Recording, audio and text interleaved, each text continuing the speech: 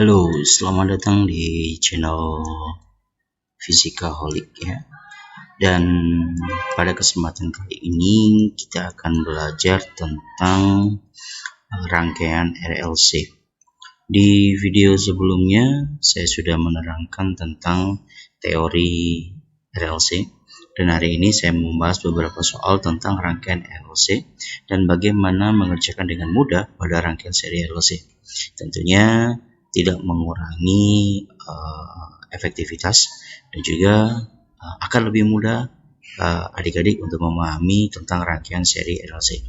Tapi sebelum itu, jangan lupa untuk lakukan subscribe di channel saya. Dukung saya dengan cara subscribe agar channel ini lebih berkembang dan lebih bermanfaat bagi seluruh siswa di Indonesia. Oke, yang pertama kita akan mulai dengan soal yang pertama tentang rangkaian seri RLC. Di sini kita punya soal seperti ini ya. Perhatikan diagram rangkaian RLC berikut ini. Yang ditanyakan adalah kuat arus maksimum pada rangkaian itu adalah sama dengan berapa. Oke, yang pertama kita akan mencari yang diketahui apa yang terlebih dahulu ya.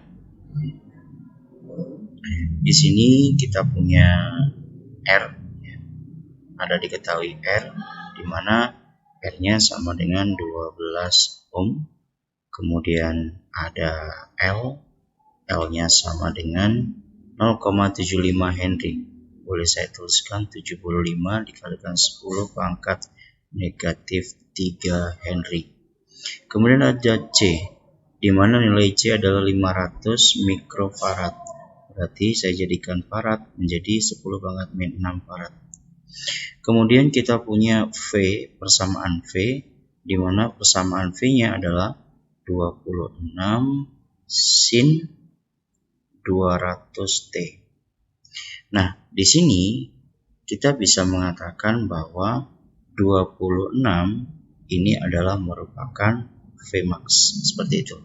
Nah, yang menarik adik-adik bahwa jika dalam rangkaian seri RLC ya, jika dalam rangkaian seri RLC itu ada R, ada L, ada C, ini berarti rangkaian lengkap seperti itu. Maka jika pada rangkaian lengkap, maka teorema Pythagoras bisa kita gunakan.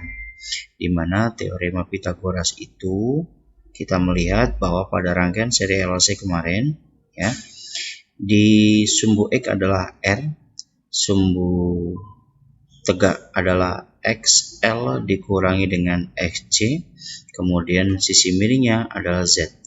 Nah, dari sini sudutnya adalah di sebelah sini, ya kan?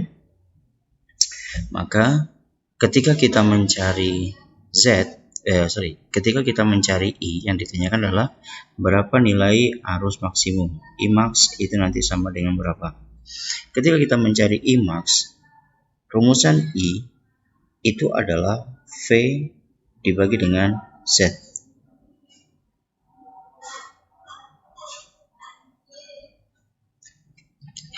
Nah, ketika V dibagi dengan Z, maka V-nya kan udah ada.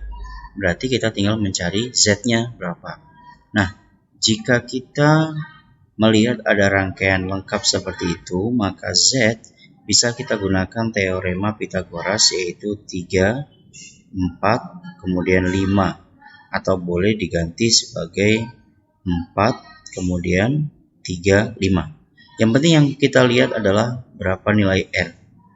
Ya. Jadi kalau nilai R-nya itu 12 ya. Nah, jika nilai R sama dengan 12 ohm, maka ini adalah kelipatan 4 ya.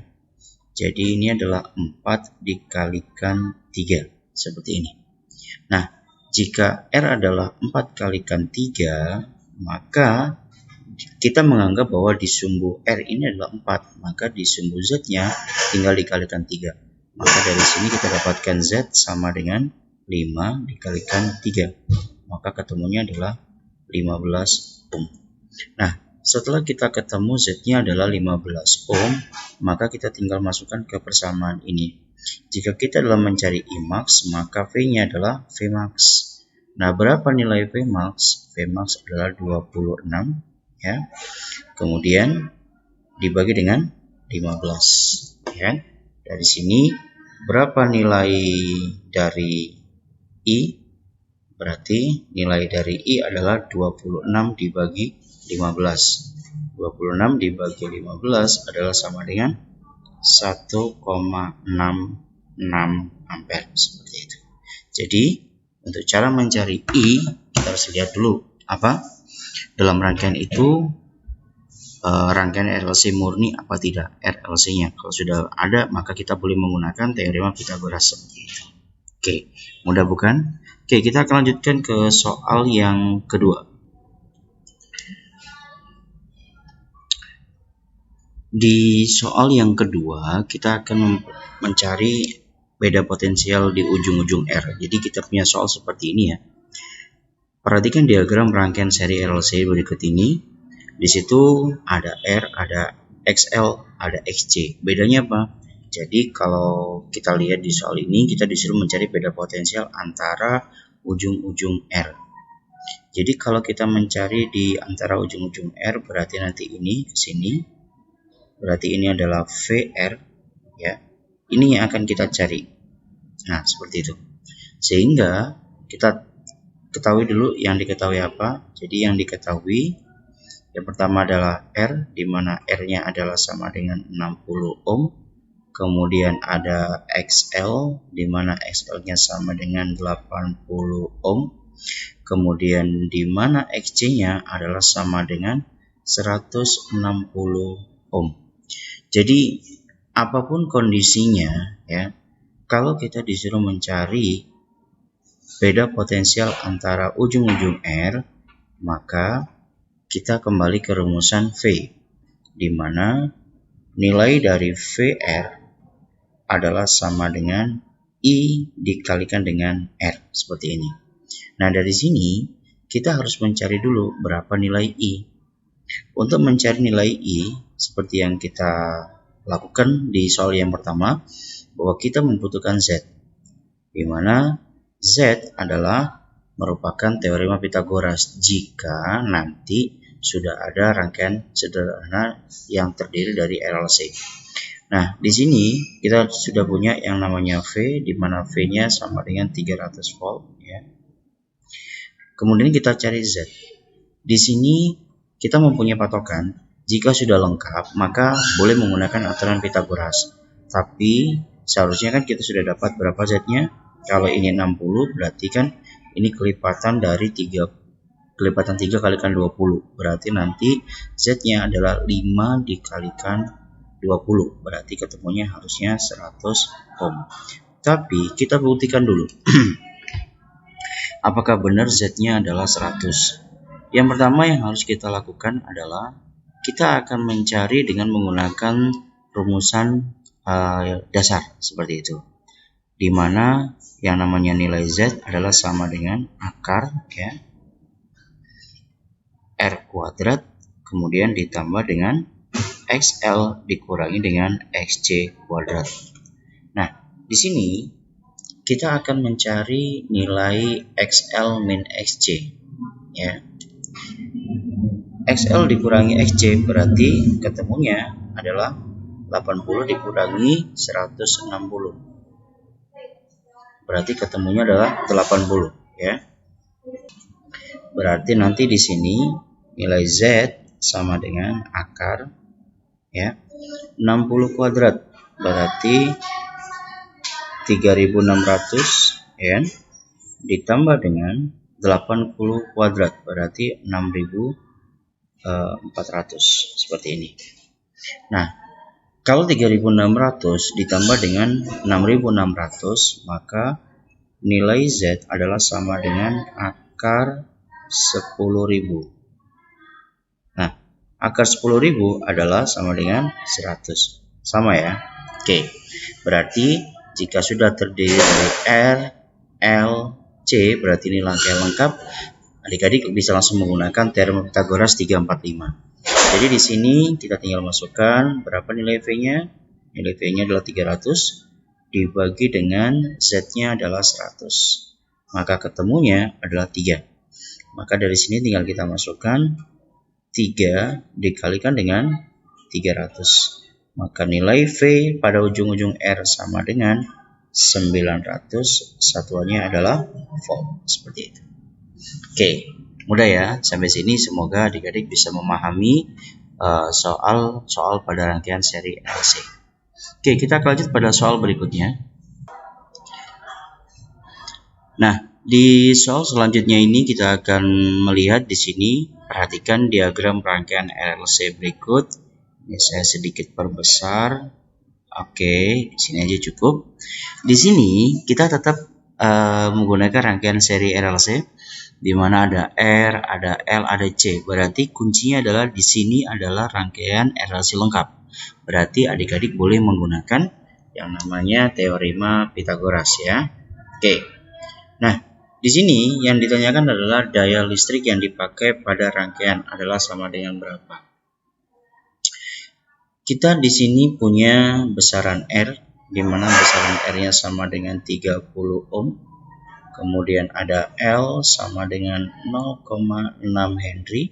Kemudian ada C sama dengan 500 mikrofarad, min 6 farad.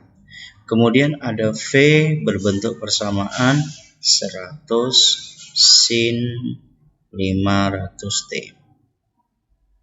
Nah, kemudian yang ditanyakan adalah berapa daya yang dipakai pada rangkaian. Nah, nanti adik-adik yang perlu diperhatikan adalah jika kita mencari daya pada sebuah rangkaian RLC, maka kita menggunakan rumusan wajib menggunakan I efektif kuadrat dikalikan dengan R seperti ini. Nah, ini adalah rumusan yang wajib dipakai jika kita mencari daya pada sebuah rangkaian seri RLC. Nah, di sini kembali pada topik bahasan bahwa ketika nanti ada R, ya, ada L, kemudian ada C, maka yang namanya Z bisa menggunakan teorema Pythagoras. Sini saya gambarkan lagi biar ada lebih paham. Ini adalah miliknya R, ini adalah miliknya Z, dan ini adalah miliknya XL dikurangi dengan XC seperti ini. Kita tahu di sini R-nya adalah sama dengan 30 ohm. Ingat, Pythagorasnya adalah 3, 4, 5, atau boleh kebalikannya 4, kemudian ini 3, yang tetap adalah Z, yaitu sama dengan 5. Jadi, kalau kita mencari Z, tinggal kita patokannya adalah pada siapa? Patokannya adalah pada R. Berapa nilai R? 30. Jika nilai R sama dengan 30, maka dia adalah kelipatan 3 dikalikan 10. Maka di sini otomatis nilai Z-nya adalah 5 dikalikan sama 10. Berarti Z-nya akan ketemu 50 seperti itu. Ohm. Setelah kita ketemu dengan Z-nya sama dengan 50 ohm, barulah kita nyari I seperti itu.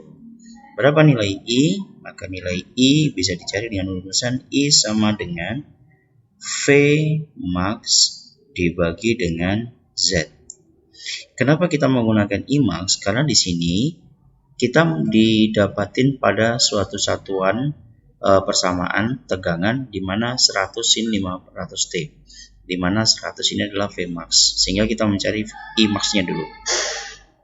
Berarti ini 100 dibagi dengan 50, maka ketemunya adalah 2 ampere.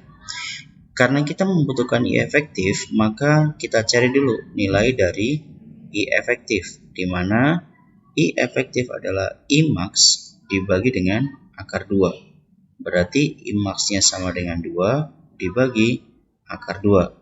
Maka nanti ketemunya adalah akar 2, seperti itu. Nah, dari sini baru kita masukkan ke rumusan I efektif kuadrat.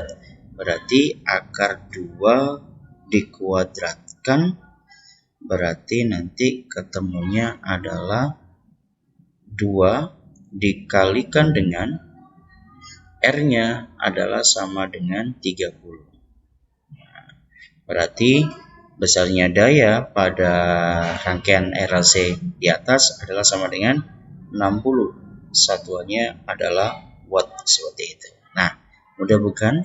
Jadi dari sini kita bisa mengambil kesimpulan kunci dari pengerjaan sebuah rangkaian LC adalah, nah dari sini kita bisa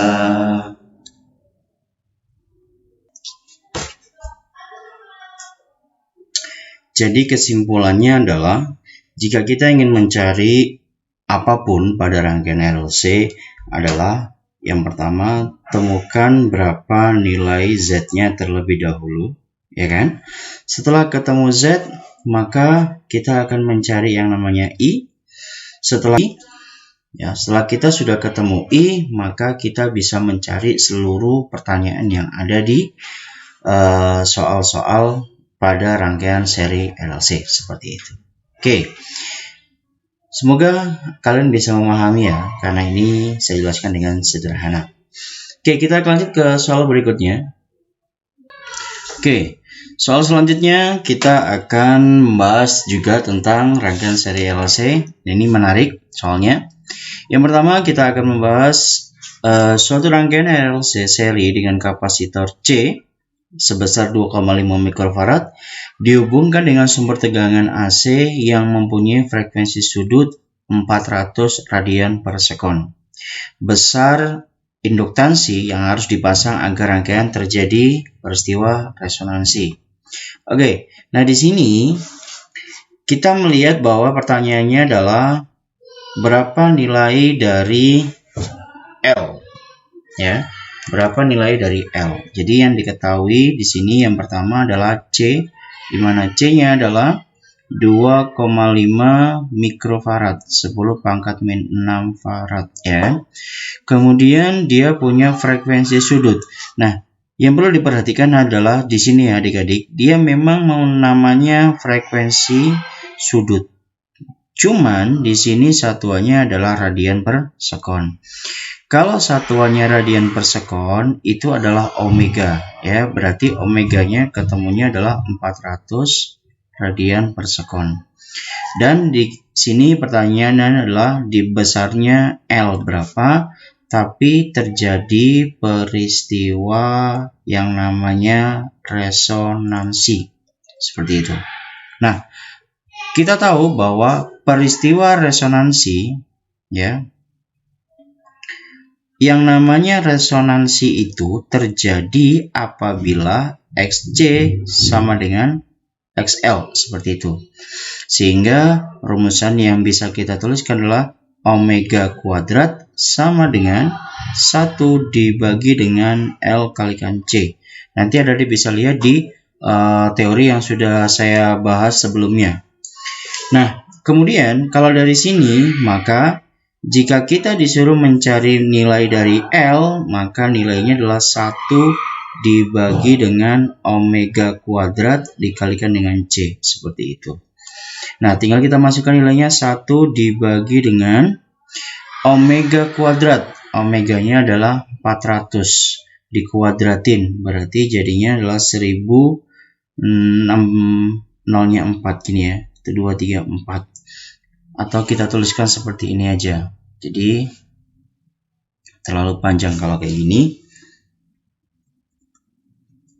Jadi bisa kita tuliskan 4 kuadrat adalah 16, kemudian 10 pangkat 4 ini ya. Dikalikan dengan ini kan 2,5 ya. Kita buat aja dia 25 dikalikan 10 pangkat jadinya min 7 seperti ini. Nah, dari sini kita bisa uraikan dulu. Ini pangkat 4, ini pangkat min 7, berarti tinggal min 3. Kalau begitu saya naikkan, maka dia akan jadi 10 pangkat 3 dibagi dengan 16 dibagi dengan 25, seperti ini. Jadi tinggal nanti 10 pangkat 3, 1000 dibagi 25, maka ketemunya adalah 40 ya. 40 dibagi dengan ini habis ya. Dengan ini tinggal 40. Maka tinggal 40 dibagi 16 ini. Maka besar nilai L adalah sama dengan, kalau ini saya bagi 4, ini tinggal 10 per ini saya bagi 4, 4. Berarti L-nya sama dengan 10 dibagi 4. Sama dengan berapa? 2,5. Satuannya adalah Henry, seperti itu. Jadi adik-adik sederhana ini dalam mengerjakan tentang rangkaian seri RLC. Mudah bukan? Ya. Kita lanjutkan ke soal berikutnya. Saya masih punya satu soal lagi untuk dibahas. Nah, di soal yang terakhir kita akan membahas tentang fase. Ya, beda fase. Jadi nanti di rangkaian RLC itu ada juga fase atau yang kita sebut dengan pergeseran. Jadi nanti kalau kita lihat soal ini, perhatikan. Resistor R sama dengan 50 ohm dan kumparan L dengan reaktansi induktif 150 ohm dan reaktansi kapasitif 100 ohm. Dihubungkan seri dengan sumber tegangan AC, beda fase antara I dan V pada rangkaian ini adalah berapa? Nah, kalau dilihat dari soal ini, ya adik-adik, perhatikan. Di sini yang diketahui adalah R sama dengan 50 ohm. Kemudian ada reaktansi induktif XL-nya sama dengan 150 ohm. Kemudian XC-nya adalah sama dengan 100 ohm. Maka di sini saya bisa menggunakan XL dikurangi XC adalah sama dengan 50 ohm. Seperti itu. Nah, dari sini kalau misalkan ada keterangan atau misalkan ada pertanyaan, rangkaian ini bersifat apa? Di sini kita bisa lihat bahwa XL lebih besar dibandingkan dengan XC. Maka sifat dari rangkaiannya itu adalah sifatnya induktif. Ya, berarti dia bersifat induktif. Karena apa? XL lebih besar daripada XC. Nah, kita kembali ke teorema Pythagoras. Jika kita mencari fase, maka kita kembalikan lagi ke teorema Pythagoras, adik-adik. Nah, di teorema Pythagoras yang harus kita perhatikan adalah tetap ya, di sini adalah R, yang di sini adalah XL dikurangi dengan XC, seperti itu. Nilai R itu adalah 50, kemudian ini ada juga 50. Dan ingat ya, sudutnya itu di sebelah sini.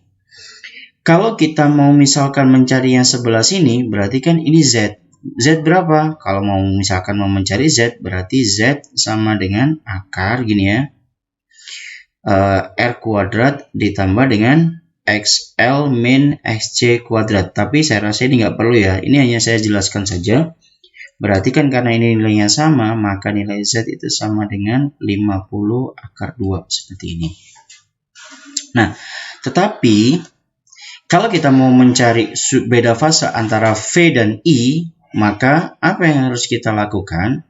Maka kita tinggal mencari ini aja, sudutnya ini berapa, gitu ya.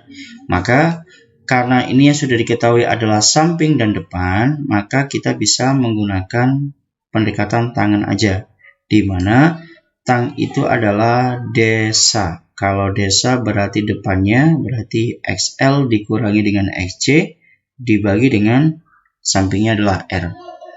Dari sini maka tinggal kita masukkan di mana nilai tangen theta sama dengan 50 dibagi dengan 50 sama dengan 1.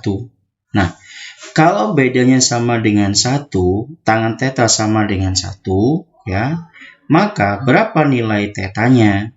Maka tangen yang menghasilkan 1, tetanya adalah sama dengan berapa? 45 derajat. Jadi nanti beda fase dari rangkaian ini sama dengan 45 derajat. Tapi kalau misalkan adik-adik mau menggunakan sin boleh. Berarti kalau menggunakan sin kita pakai Z ya jadinya. Kalau dengan begitu Z-nya kita tulis di sini.